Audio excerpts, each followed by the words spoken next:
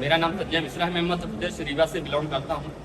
मैं दिल्ली में वर्किंग हूँ लास्ट 10 ईयर से।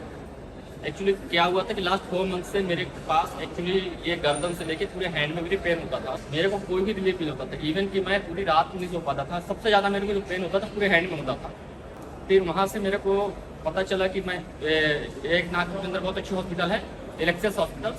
वहाँ पे मैं आया एलेक्सिस हॉस्पिटल के साथ। फिर मैं कांटेक्ट किया तो वहाँ पे मेरी मुलाकात हुई डॉक्टर आदित्य अटल जी से।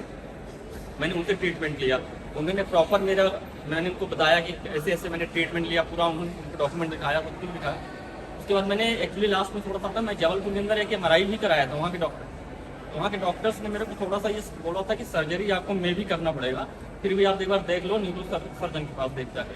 तो मेरे को आदित्य सर ने भी बोला कि मेरे को थोड़ा सा इसमें पिक्चर में डाउट लग रहा है, बट आपको जो पिक्चर कह रही है उस हिसाब से सर्जरी जाना पड़ेगा, बट आप एक MRI और करा लो। मैंने कराया, उसके बाद ये कंफर्म हो गया कि सर्जरी करनी पड़ेगी।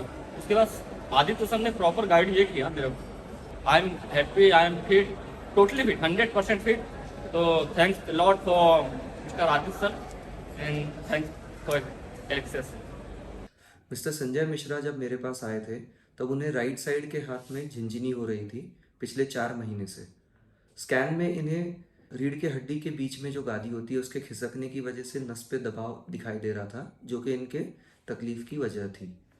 यूजुअली ऐसे सिचुएशंस में जब दवाइयों से ये दर्द कंट्रोल में नहीं आता है तो सर्जरी का ऑप्शन पेशेंट को दिया जाता है। This case had some specific indication like the patient was young who presented only with radiculopathy and the disc was causing compression only over nerve root and not over the spinal cord. हम 2 type की surgeries कर सकते हैं, एक जो conventional cervical डिस्केक्टमी होती है वो, और दूसरी जो सर्जरी होती है वो होती है जिसमें हम जो नॉर्मल रीढ़ के हड्डी के बीच की गादी होती है उसे बचाकर सिर्फ जो एबनॉर्मल पार्ट है सिर्फ उतना ही पार्ट निकाल के नॉर्मल गादी को बचा के रखते हैं।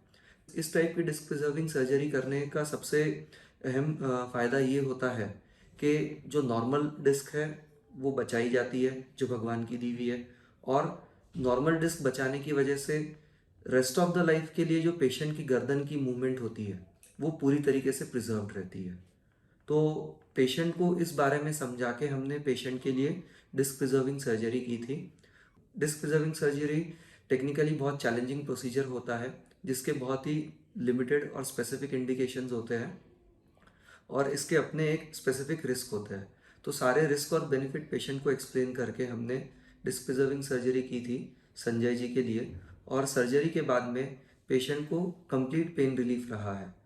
जो सर्जरी के पहले उनका पेन स्कोर था वो 7 था आउट ऑफ 10, और इमीडिएटली पोस्ट सर्जरी पेशेंट का जो पेन स्कोर था वो 0 हो गया।